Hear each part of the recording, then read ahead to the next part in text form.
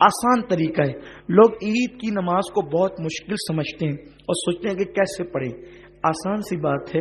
ہم نے 2 رکعت نماز پڑھنی ہے اور اس کی نیت اس طرح کرنی ہے. نیت کی میں نے نماز عید الفطر واجب ادا کرنے کی واسطے اللہ کے منہ میں رکھ کعبہ شریف کی طرف پیچھے اس امام کے 6 تکبیروں کے ساتھ.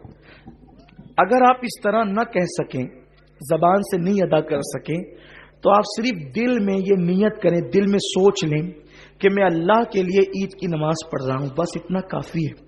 اس لیے کہ الفاظ کے اتار چڑھاؤ کے محتاج بندے ہیں. اللہ رب العزت تو دل کے جذبات کو بھی جانتا ہے. دل میں جذبات بعد میں پیدا ہوتے ہیں, وہ علیم بذات الصدور پہلے جانتا ہے کہ آپ کے دل میں جذبات کیا پیدا ہوتے ہیں. اور دل میں صرف سوچ لیں کہ ہم اللہ تیرے لیے عید کی نماز ادا کر رہے ہیں اور ہم نے اس کی نیت کی ہے. اس کے بعد جو ہے تکبیر تحریمہ ہوگی, یعنی امام جو ہے وہ کانوں کی لو تک ہاتھ اٹھا کر کے تکبیر کہے گا, جو پہلی تکبیر ہوتی ہے. آپ نے بھی تکبیر تحریمہ کہہ کر ناف کے نیچے ہاتھ باندھ لینا ہے. امام صاحب ثنا پڑھیں گے, آپ نے بھی ثنا پڑھنی ہے. ثنا پڑھنے کے بعد ہمارے معمول سے ہٹ کر 3 تکبیریں ہوگی. ان 3 تکبیروں میں ہم نے کرنا یہ ہے کہ پہلی تکبیر میں کانوں کی لو تک ہاتھ لے جانا ہے اور چھوڑ دینا ہے, اور دوسری تکبیر میں بھی کانوں کی لو تک ہاتھ لے جا کر چھوڑ دینا ہے, اور تیسری تکبیر میں کانوں کی لو تک ہاتھ لے جا کر ہاتھ کو باندھ لینا ہے. 2 تکبیروں میں ہاتھ چھوڑ دینا ہے اور تیسری تکبیر میں ہاتھ کو باندھ لینا ہے.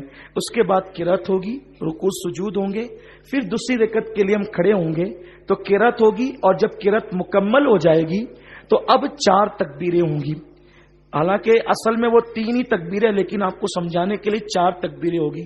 3 تکبیروں پر آپ کو کانوں کی لو تک ہاتھ لے جا کر کے چھوڑ دینا ہے, اور چوتھی جو تکبیر ہوگی وہ ہماری رکوع کی تکبیر ہے. اس لیے ہمیں اس میں کان کی لو تک ہاتھ نہیں لے جانا ہے, بلکہ اللہ اکبر کہتے ہوئے سیدھا رکوع میں چلے جانا ہے.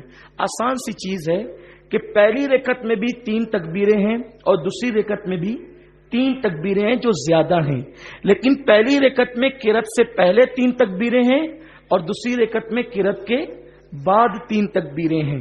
اور پہلی رکعت میں 2 مرتبہ ہاتھ اٹھا کر کے چھوڑ دینا ہے, تیسری میں باندھ لینا ہے, اور دوسری رکعت میں تینوں تکبیروں پہ ہاتھ چھوڑ دینا ہے. اور جو چوتھی تکبیر ہے وہ رکوع کی ہمارے معمول کی تکبیر ہے, اس میں ہم نے رکوع میں چلا جانا ہے. پھر اس کے بعد جیسے ہم نماز ادا کرتے ہیں اپنے معمول کے مطابق ہم نماز ادا کریں گے.